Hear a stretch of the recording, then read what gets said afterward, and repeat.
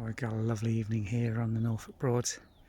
Friday evening, and some of the weekend and week-long rental cruises are just starting to leave Herbert Woods down at Potter Heigham and making their way along the River Thurn.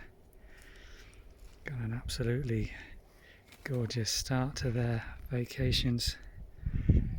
Lovely quiet piece of river with some beautiful warm summer sun as early as it is now in April.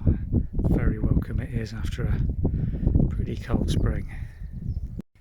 These reed beds are starting back into growth. You can see last year's reed growth at the back there, which has not been cut, and in the foreground the new growth that's emerging where these have been mechanically cleared last year. Now, traditionally these have been cut for thatch material for cottages and agricultural barns. It's a tougher thatch material than wheat straw or barley straw, but there's very little reed cutting going on now.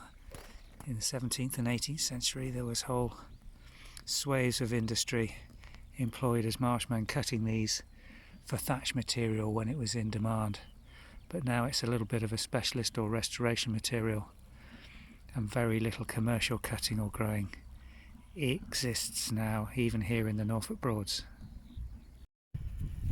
These cattle are looking very contented in their evening sunlight on this marsh, and they're an integral part of the conservation management of this marshland. They're here between late March until late October every year, and they graze this marshland without doing too much damage to it. This young beef herd, very interested in the dogs that are out walking with us this afternoon. A couple of distinct herds on this area, with the division marked by these drainage dikes that crisscross this land to keep it from being a proper wetland. This is one of the herons. There was a whole family of these out earlier on, just going down into settle on the far bank of the Thurn. The thing that everybody notices and comments on about Norfolk is the big blue sky and panoramas you get here, and that's definitely the case here on this area of the Norfolk Broads.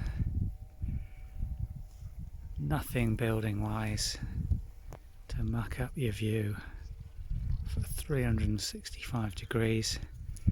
Tallest thing, there's Thurn Mills in the distance there, but the only skyscrapers around here are the willows and the poplars, which really puts the sky in the perspective it was always meant to be.